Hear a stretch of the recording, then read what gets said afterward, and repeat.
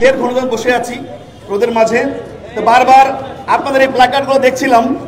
একটা প্ল্যাকার্ড ভাই, একটু প্ল্যাকার্ড দেখি। এইটা আমার বারবার চোখ পড়ছিল, যেহেতু আমার সরকার, আমাদের সরকার মুক্তিযুদ্ধের পক্ষে সরকার, আওয়ামী লীগ সরকার ক্ষমতায় রয়েছে। আওয়ামী লীগের 2018 সালের নির্বাচনী ইশতেহারের একটি কপি 33 পৃষ্ঠা আমরা দেখতে পাচ্ছি। এখানে শিক্ষা, দক্ষতা, কর্মসংস্থান বৃদ্ধির একটি চ্যাপ্টার রয়েছে। লাস্ট লাইনটা দেখেন, এখানে সুস্পষ্টভাবে লিখেছে, সরকারি চাকরিতে প্রবেশের বয়সসীমা বাড়ানোর বিষয়ে মেধা ও দক্ষতা বিবেচনায় রেখে বাস্তবতার নিরীক্ষে যুক্তিসঙ্গত ব্যবস্থা গ্রহণ করা হবে।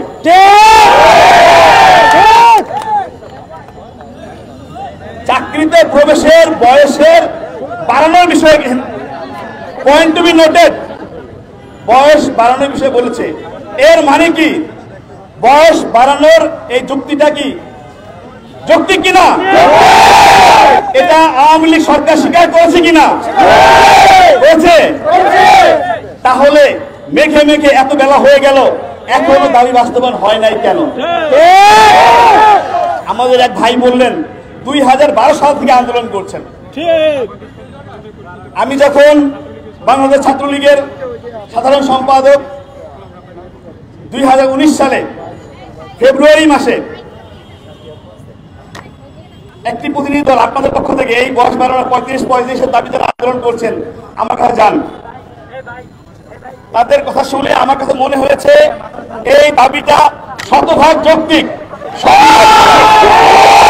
সঙ্গে আমি বাংলাদেশ ছাত্রলীগের পক্ষ থেকে, আমার ব্যক্তিগত পক্ষ থেকে আমি একাত্মতা ঘোষণা করেছি।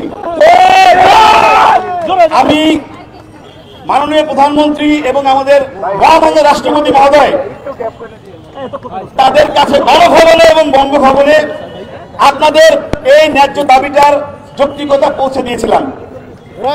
মহামান্য রাষ্ট্রপতি তখন 2 দিনের ব্যবধানে আমাকে সহ 5 জনের প্রতিনিধি দল, আমি সহ আপনাদের এই চাকরি প্রার্থী 35-এর জন্য 5 জনকে ঠিক করে দিয়েছিলেন। আমরা 6 জন মহামান্য রাষ্ট্রপতির সঙ্গে দেখা করি, আমি নিয়ে যাই, এবং তাকে যখন আমরা এই যৌক্তিকতা বলতে সক্ষম হই, তিনি সঙ্গে সঙ্গে নৈতিক সমর্থন দেন। প্রধানমন্ত্রীর সঙ্গে আলোচনা করে শীঘ্রই জানানো হবে। 2019 সাল ফেব্রুয়ারি মাস, এর ঠিক 7 দিন পরে গণভবনে আমি যখন মাননীয় প্রধানমন্ত্রীর সামনে চাকরির বয়স বৃদ্ধির যৌক্তিকতা তুলে ধরি, সেই সময় নেত্রী জিজ্ঞেস করেন, তোমরা ছাত্রলীগ কি চাও? আমি তখন বলেছিলাম, প্রাণপ্রিয় নেত্রী, আমাদের বাংলাদেশ ছাত্রলীগের যেহেতু বয়স সীমা 29 আর চাকরির বয়স সীমা 30, তো একটা ছেলে লাখ লাখ ছেলে ছাত্রলীগ করে, লাখ লাখ ছেলে ছাত্র রাজনীতি করে, যখন তারা দীর্ঘদিন হতাশার মধ্যে থাকে, তারা 1 বছরের মধ্যে মাননীয় নেত্রী এই যে তার এই ট্রমা যখন সে নিতে পারে না, যখন বঞ্চিত হয়, এই ট্রমা কাটিয়ে, হতাশা কাটিয়ে পুনরায় পড়ার টেবিলে বসে, এটা অত্যন্ত অপ্রতুল। ছাত্রলীগের প্রত্যেকটা ছেলে মেয়ে চায় চাকরির বয়স বাড়ুক, চাকরির বয়স